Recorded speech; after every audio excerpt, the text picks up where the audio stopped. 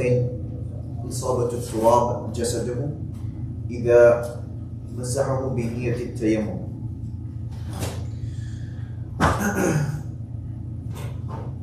So what it's saying over here,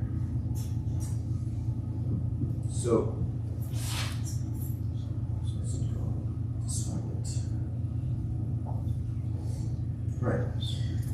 ويقوم مقام الضربتين إصابة التراب جسده. So if a person, for example, has dust on his body, so the two strikes that one will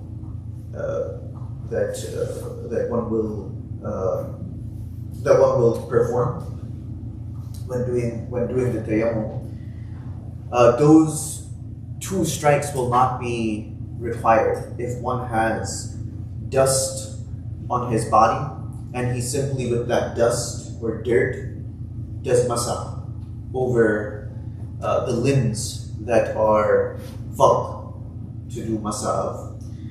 So that would be sufficient, and that would suffice, because the same thing is being achieved. So most likely this would be applicable for someone who's working outside all day, realizes that he doesn't have water at home, or there isn't adequate water that can be used. So that kind of situation, if he has dust on his body, or for example, a person is a nomad, he's out in the desert, there's not adequate water in the desert, he has enough water that will suffice him or her for a drink to quench the thirst. So that kind of situation, this person finds himself outside, he's in a dust storm, and that dust storm, of course, all of that sand is going to come onto his body. So that kind of situation, and the dust storm subsides. In that kind of situation, what he's going to do, he's just going to take the areas that have been affected, and he's just going to wipe on the areas which are fard to wipe. So specifically the face and the arms. The seventh condition for tayammum to be correct, that everything that invalidates the wudu or renders the wudu as void, right? For example, for a woman, it's her monthly cycle or postnatal bleeding after delivering a child, or hadathin, or it could be hadath. So the things that normally break the wudu, khuruj dam, for the Hanafis it's blood coming out, flatulence, vomit if it's more than a mouthful, and so on and so forth, using the restroom. So all of these things would invalidate the tayammum as well. The eighth condition for tayammum to be correct is that one should remove zawalu ma yamna'u al-masah ala al-bashara kasham'in wa shahmin.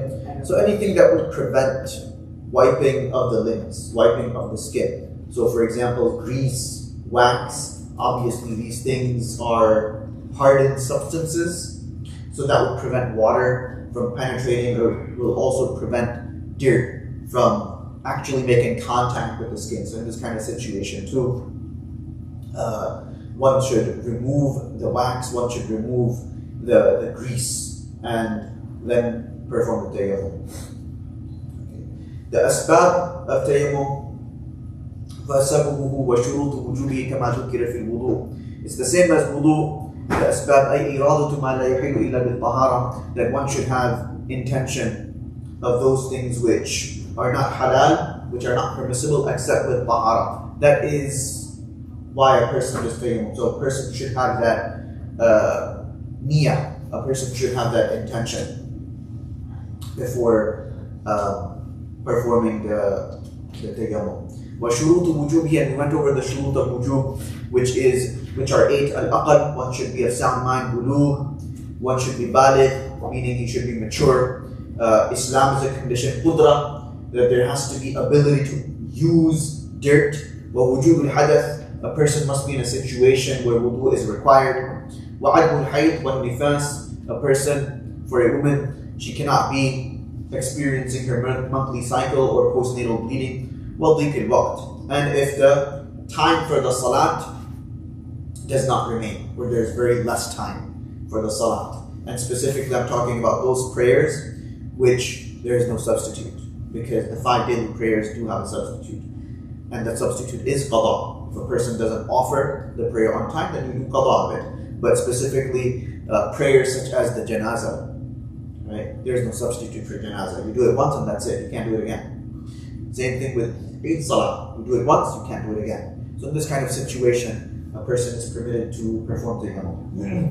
Sunan al-tayammum. The sunan of tayammum, the sunnah practices of tayammum are as follows. At-tasmiyah fi awwalihi. There are 7 of them. At-tasmiyah fi awwalihi. To recite Bismillah. To pronounce the Bismillah. Wat-tartib. Sequence. Sequence is a requisite. So one should make sure that the sequence is observed. If the sequence is altered, the tayammum is still valid, but it's against the sunnah. Wal-muwalat. So muwalat means continuity. So, wipe the face, and immediately after wiping the face, then wipe the arms. Okay, so don't wipe the face and then go out, talk a little bit, and then come back and wipe the arms. Okay, there should be continuity. وإقبال اليدين بعد وضعهما في التراب وإدبارهما. So then, when striking the ground, when striking dust, one should kind of move the hands up and down onto the ground. So this is also from the sunnah. So go like this a little bit on the ground. وَنَفْضُهُمَا. After doing that, then blow. Remove the excess dust or dirt on it. Because again, the objective is not to make yourself too dirty. That is not the objective. وَتَفْرِيجُ الْأَصَابِعِ. And also to keep the fingers spread out a little bit. To keep them spread out when striking the ground. Okay. تَأْخِيرُ التَّيَمُّمِ. And now delaying the tayammum. Delaying the tayammum. وَنُذِبَ تَأْخِيرُ التَّيَمُّمِ لِمَنْ يَرْجُ الْمَاءَ قَبْلَ خُرُوجِ الْوَقْتِ.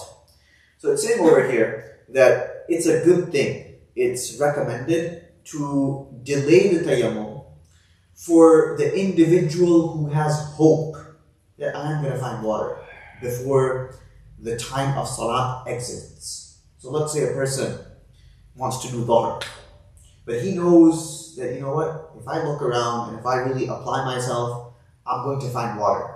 So that kind of situation, this person should delay doing the dhuhr, search for that water, right? And if he finds water, alhamdulillah, he can perform the wudu, and subsequently he could offer the dhuhr prayer. And that's only in the case that he has this hope that I'll be able to find water. وَيَجِبُ التَّأْخِيرُ. So this is when delaying the tayammum is recommended. It's a good thing to delay it. So it's a good thing for a person to delay tayammum, provided that he has this hope that before the salat time expires, I'm going to find water. And with that water, I will use it to perform wudu, and I will offer the prayer. There are scenarios where the delay of tayammum is actually wajib. وَيَجِبْ التَّأْخِيرُ بِالْوَعْدِ بِالْمَاءِ وَلَوْ خَافَ الْقَضَاءِ. So there are instances where it is wajib, it is a requisite to delay doing tayammum. And that is when a person promises that I'm going to bring water. That you know for a fact, with certainty that water is going to come. That somehow I'm going to get water. With certainty. وَلَوْ خَافَ الْقَضَاءِ. Even in this kind of scenario, in this kind of situation, if a person feels that salat is going to be qada, even then, they're going to delay. They're going to delay until you get that. Because you're going to get water. You know for a fact that you're going to get water. So, and if water is promised, if somebody has promised you water, then okay, it's wajib in that kind of situation. It's a requisite to delay the tayammum, even if a person knows, okay, I'm going to miss the salat. Because water is coming. So this is the reasoning. And this is the agreed, this is what the Hanafi madhab states. ويجب التأخير بالوعد بالثوب أو استقاء ما لم يخف القضاء.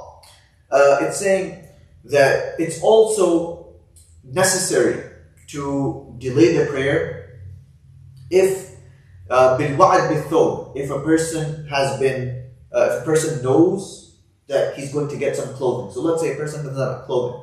In that kind of situation, the ruling is that he will have to offer the salat without clothing. But if he knows that I'm going to get clothing to cover my aura, to cover my below the navel, to the knees. So in that kind of situation too, if there is no fear of missing prayer, if there is no fear, if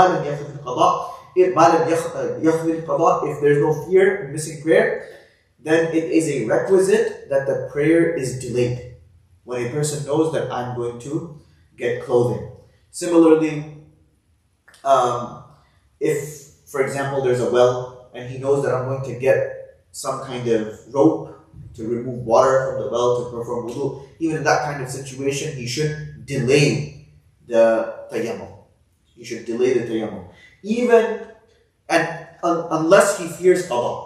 Unless he fears that the timing for the salat will expire. If he feels that the timing for the salat will expire, then he offers salat as is. He will offer salat without clothing, and he will offer the salat even if he has access to water, in the sense that water is there, but he doesn't have the ability to draw water. In that kind of situation, he'll just do tayammum and he will offer the salat. We'll stop over here and continue next week. Any questions? Yes. Can you conduct multiple prayers with one time? Like say with wudu, you can do the whole maghrib. Yes, you can. A separate tayammum is not required for multiple prayers, unless you find water or the things that nullify the wudu nullify the tayammum as well. Yeah. You told like put the grease or paint. Yes. You don't have water. How you make them? So, in that kind of situation, if you're going to remove grease, because it could happen where a person has eczema. A person could have eczema. You can't use excessive water. So in that kind of situation, he can use water and he can remove. It's just that he can't use too much of it. Or he's in a situation, he's outside, right, and there's grease. So grease can be removed with dirt because it soaks up the grease. It makes the hand dry. So dry sand, that will remove the grease from the skin. Same thing with wax. You can just scrape it off. Wax is a little bit easier, but grease. In the olden days, when they would wash their